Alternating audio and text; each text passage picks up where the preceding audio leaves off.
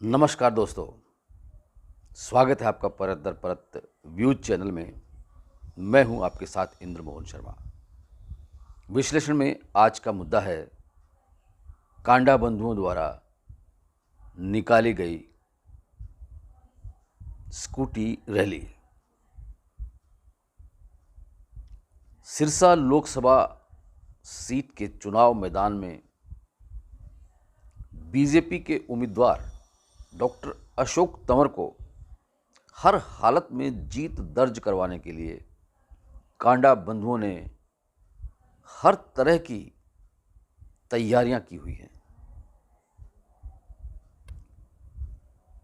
अब देखना यह है कि कांडा बंधुओं ने अभी तक क्या किया और आगे क्या करने वाले हैं।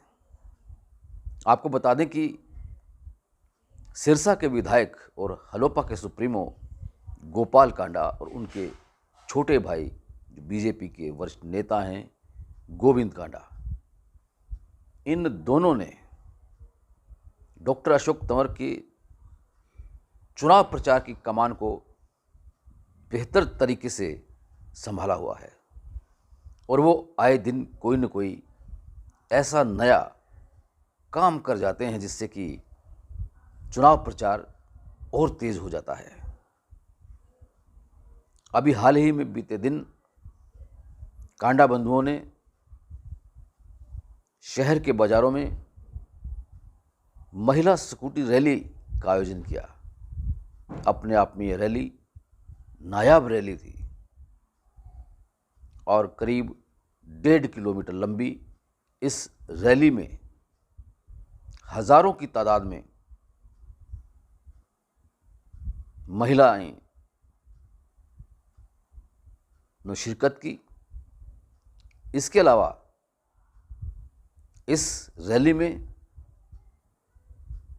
ऑटो रिक्शा के चालकों ने भी बढ़ चढ़कर भाग लिया।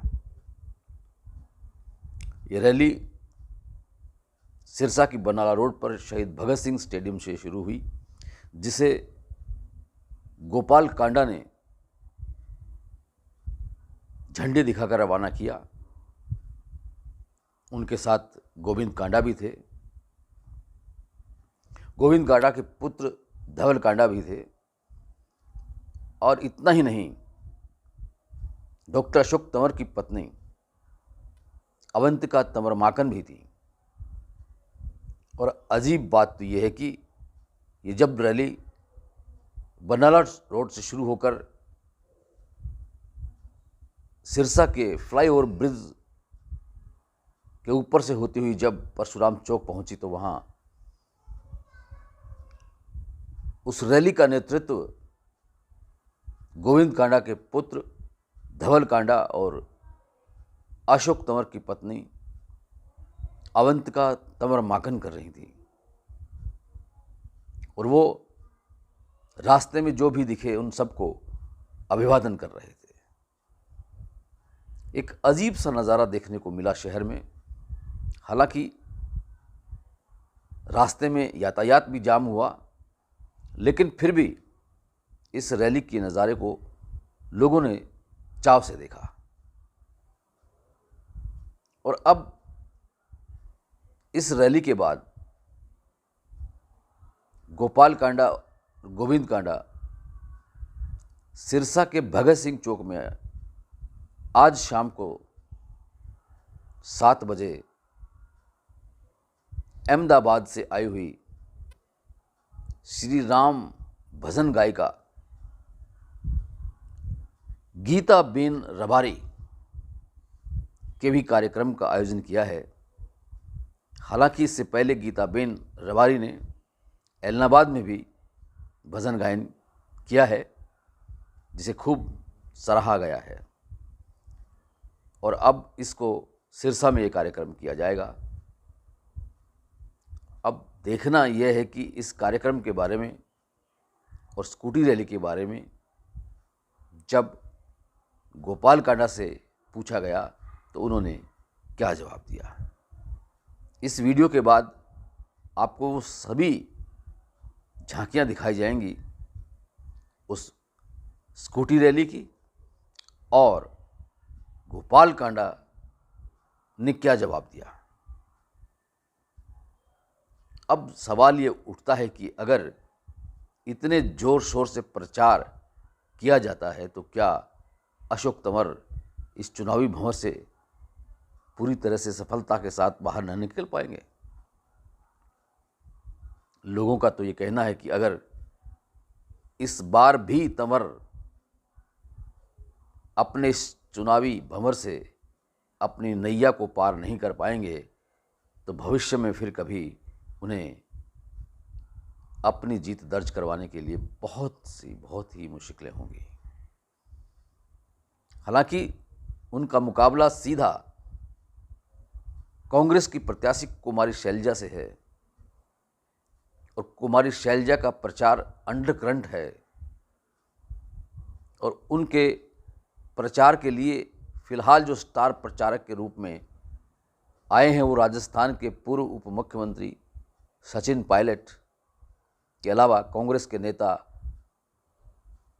जयराम रमेश और कुछ अन्य नेता भी आए हैं।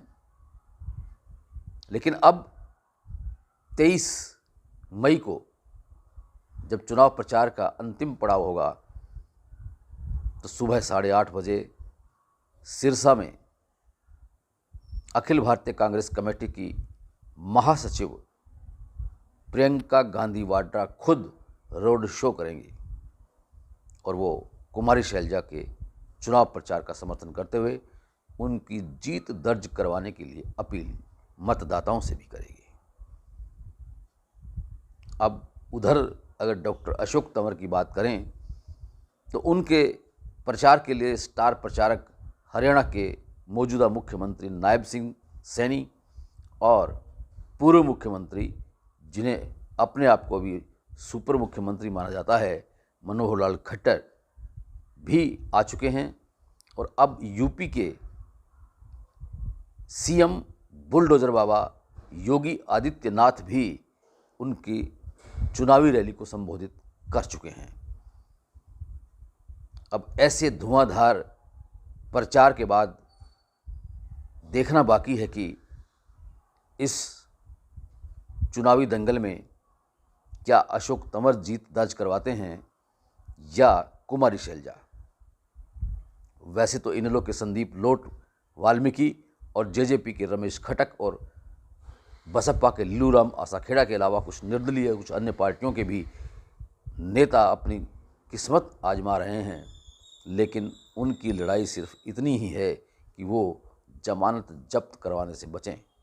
लेकिन बहुत मुश्किल है कि वो जमानत बचा पाएंगे। खैर, इस वीडियो को और ज़्यादा लंबा न करते हुए अब आपको वो झांकियाँ दर्शाते हैं कि इस स्कूटी रैली की और गोपाल कांडा ने क्या कहा। लेकिन इस वीडियो को देखने से पहले अगर आपने ये चैनल परत दर परत अभी तक सब्सक्राइब नहीं किया है तो सब्सक्राइब जरूर कर लीजिए, बेल आइकॉन के बटन को ऑल करके क्लिक कर लीजिए और ये वीडियो पूरा इत्मीनान से देखें अंत तक। पसंद आए तो इसको लाइक कीजिए, शेयर करना अपने मित्रों को, परिजनों को। आपका बहुत बहुत धन्यवाद, बहुत बहुत शुक्रिया। और अब देखिए वो झांकियाँ। कल भगत सिंह चौक में शाम को 7 बजे गीताबेन राबारी जो कि अहमदाबाद से अपनी पूरी टीम के साथ आ रही हैं, वो बहुत ही बढ़िया हिंदी, गुजराती, राजस्थानी और भगवान राम के जो भजन उन्होंने गाए हैं वो पूरा देश ही नहीं, मोदी जी उनके फ़ैन हैं। आज से नहीं, बहुत पहले से गीताबेन राबारी जी के आप नेट पे कहीं वीडियो पे चेक करोगे तो मोदी जी भी उनके फ़ैन हैं। पूरा संसार मोदी जी का फ़ैन है और मोदी जी जिसके फ़ैन हो वो आपके सिरसा में कल आ रही हैं। शाम को एक मतलब ऐसा प्रोग्राम होगा भगवान राम के भजनों का और अपनी बात भी रखेंगे हम सभी शहरवासियों के सामने। तो सभी से मेरा निवेदन कि हम उनको सुने, क्योंकि अयोध्या में भगवान रामलला के उस अवसर पर मोदी जी ने उनको बुलाया था और भगवान राम के उन्होंने बहुत भजन गाए हैं और देश के लिए बहुत देशभक्ति के गीत गाए हैं। उन सब से हमें उन सब गीतों को, भजनों को वो हमें सुनाएंगे। तो पूरे सिरसा वासियों से, भाइयों से, बहनों से मेरा निवेदन कि अहमदाबाद से पूरी टीम कल सिरसा आ रही है शाम को भगत सिंह चौक में 7 बजे से पहले पहुंच के अपना स्थान ग्रहण करें। आज जो आपने स्कूटी रैली निकाली है उसके बारे में आप क्या कहना चाहेंगे कि उससे क्या असर पड़ेगा? देखो, असर की बात तो इंदिरा मोदी बात की है। पहले तो मैं उन सभी बहनों का, छोटी बच्चियों का दिल से बहुत बहुत धन्यवाद उनको देता हूँ कि इतनी भयंकर गर्मी, आज तो मुझे लग रहा है कि पूरे हिंदुस्तान में सबसे ज़्यादा पारा 5-7 दिनों से सिरसा का हाई चल रहा है। लोग कहते हैं इलेक्शन की वजह से चल रहा है या पता नहीं किस वजह से चल रहा है, पर सिरसा का सबसे पारा हाई होने के बावजूद इतनी तादाद में बहनों ने, बच्चियों ने स्कूटी लेकर, ई रिक्शा में, जिनको स्कूटी नहीं चलानी आती वो ई रिक्शा में, मतलब हज़ारों की संख्या में आपने देखा 1.5 से 2 किलोमीटर लंबा काफिला।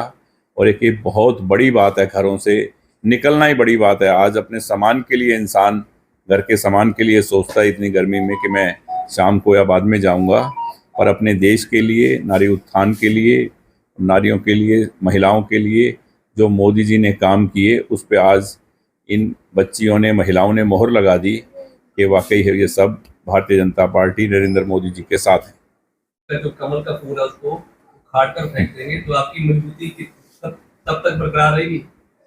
देखो, मैं तो सिर्फ एक ही बात कह रहा हूँ, 25 मई बीजेपी गई, ठीक है ना, आई, ये नारे तो कितने तो इन्होंने बना रखे हैं, कितने उन्होंने बना रखे हैं। पर शैलजा जी से ये पूछ के बता दो प्रधानमंत्री कौन बनेगा। आप इतने साथियों, बोला कभी उन्होंने कहीं किसी स्पीच में कि देश का प्रधानमंत्री ये बनेगा? क्यों गुमराह कर रही हैं सिरसा के लोगों को, मेरे को समझ नहीं आ रहा। खुद कह रही हैं कि मैं मुख्यमंत्री बनना चाहती हूँ और अभी ये लड़ाई है, फिर लड़ाई और होगी। मतलब आप 4 महीने के बाद में इस्तीफा देकर फिर आप हमें इलेक्शन में झोंक दोगे, तो आप पहले इलेक्शन लड़ी क्यों रहे हो? जब आपकी सोच ही कुछ और है तो आपको इलेक्शन लड़ना ही नहीं चाहिए। कांग्रेस तो ये कह रही है कि पहले सरकार बनाएंगे फिर प्रधानमंत्री। किसकी सरकार बनाएंगे? हिंदी की। तो इंडी की सरकार में, वो इंडी की तो गिंडी गोल है, ठीक है, कुछ नहीं है भैया, गुमराह कर रहे हैं। जब प्रधानमंत्री का नाम तक नहीं है, बाद में लड़ाई होगी। पहले आपको पता है नेहरू जी के साथ में कौन थे, 2 टुकड़े हुए, हिंदुस्तान और पाकिस्तान बना, और अब ये 20-25 हैं। क्या देश को 20-25 टुकड़ों में हम चाहेंगे बटे हमारा हिंदुस्तान? कोई भी नहीं चाहेगा। इसीलिए वो 400 पार का नारा है जो कामयाब होगा। सिरसा के अंदर आप एक के बाद